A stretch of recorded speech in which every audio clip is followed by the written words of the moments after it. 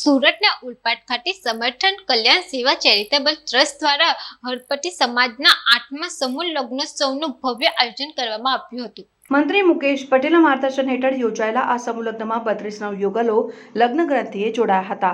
કાર્યક્રમ દરમિયાન મંગળ ગીતો અને શરણાઈના સૂર વચ્ચે હર્ષોલ્લાસનો માહોલ જોવા મળ્યો હતો। ગૃહ રાજ્યમંત્રી હર્ષ સંઘવીએ જણાવ્યું હતું કે ગરીબ પરિવારો માટે લગ્નનો ખર્ચ ઉઠાવવો મુશ્કેલ બનતો હોય છે, ત્યારે સમૂહ લગ્ન જેવી પહેલ સમાજ માટે આશીર્વાદરૂપ છે। તેમણે જણાવ્યું કે સમર્થ કલ્યાણ સેવા ચેરિટેબલ ટ્રસ્ટ દ્વારા અત્યાર સુધી કુલ 471 હળપતિ યુગલોને પ્રભુતામાં પગલાં પડાવવામાં આવ્યા છે, જે એક સેવા યજ્ઞ સમાન કાર્ય છે।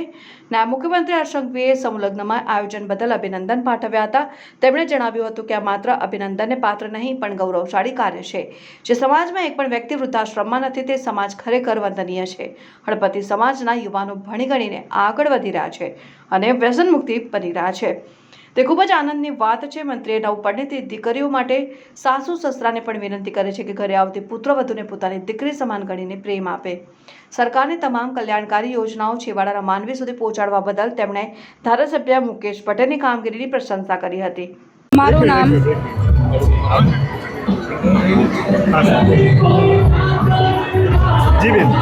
નમસ્કાર, મારું નામ રાઠોડ તરુણા ભીખાભાઈ છે। હું છાપરા ભાઠાની નિવાસી છું। આજ રોજ ઉલપાડ ખાતે આયોજિત સમૂહ લગ્ન સમર્થ કલ્યાણ સેવા ટ્રસ્ટ તરફથી જે આ સમૂહ લગ્નનું આયોજન થયું છે એમાં હું સહભાગી થઈ છું અને આજ મારું નવજીવન શરૂ થઈ રહ્યું છું। મને ખૂબ આનંદ થાય છે અને આ ટ્રસ્ટ તરફથી જે સેવા અર્પણ થઈ રહી છે તે થકી હું મારું નવું જીવન શરૂઆત કરી રહ્યું છું। એ બદલ હું આ સેવા ટ્રસ્ટને ખૂબ આભાર વ્યક્ત કરું છું। અસ્તુ। જી સર, આજે 155 ઓલપાડ વિધાનસભાની અંદર હળપતિ સમાજનો 8મો સમૂહ લગ્ન થવા જઈ રહ્યો છે। ગુજરાત રાજ્યના નાયબ મુખ્યમંત્રી શ્રી હર્ષભાઈ સંઘવી આ તમામ નવ દંપતીઓને આજે આશીર્વાદ આપવા માટે આવ્યા હતા। અત્યાર સુધીની અંદર લગભગ 471 જેટલી દીકરી દીકરીઓના લગ્ન અમે હળપતિ સમાજના કરાવ્યા છે। આજે લગભગ 32 જેટલા જોડાઓ પ્રભુતાના પગલાં પાડી રહ્યા છે।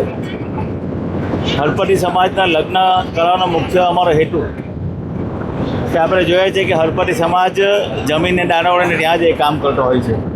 આજના નવા યુગની અંદર કોઈક પૈસાવાળો તો સારી રીતે લગ્ન કરે, ડીજે લાવે, આ રીતે બધું થતું હોય છે। ત્યારે એ જે એના મા બાપ હોય છે દીકરાને સારી રીતે લગ્ન કરવા માટે એના જમીનદારો પાસેથી પૈસા દેવા તરીકે લે છે અને એ દેવા તરીકે વાળવાની અંદર પૂરી આખી જિંદગી એની ઘસાઈ જાય, છતાં પણ એ દીકરા દીકરીઓ લગ્નના પૈસા એ વાળી નથી રહેતા અને આખી જિંદગી ત્યાં ચાલી જાય છે। એટલા માટે આપણે નક્કી કર્યું છે કે દર વર્ષે આપણે હળપતિ સમાજના લગ્ન કરાવીએ। સાથે સાથે તમે જોયું છે કે હળપતિ સમાજની સાથે સાથે મારું ટ્રસ્ટ લગભગ 700 જેટલા વિધવા બહેનના છોકરાઓ હળપતિ સમાજના દીકરા દીકરીઓ જ્યાં ભરું છે। અમે કેટલાઓ દીકરા દીકરીઓને ડૉક્ટર બનાવ્યા છે, એન્જિનિયર બનાવ્યા છે, CA બનાવ્યા છે। મારા ટ્રસ્ટ દ્વારા હું ભણાવું છું, ડૉક્ટર કરીને ભણાવું છું। કોઈને પૈસા વગર ભણતર છોડી દે અમે બધાને ના કીધું કોઈ છોડવું નથી, અમે ભણાવીએ છીએ। સાથે સાથે અમે જોયું છે કે લગભગ ક્રિકેટ મેચના દ્વારા લગભગ 1800 જેટલા યુવાનોને વ્યસન મુક્ત કરાવવાનું, સમાજમાં વ્યસન મુક્ત કરાવવાનું અમે કામ કરાવ્યું છે।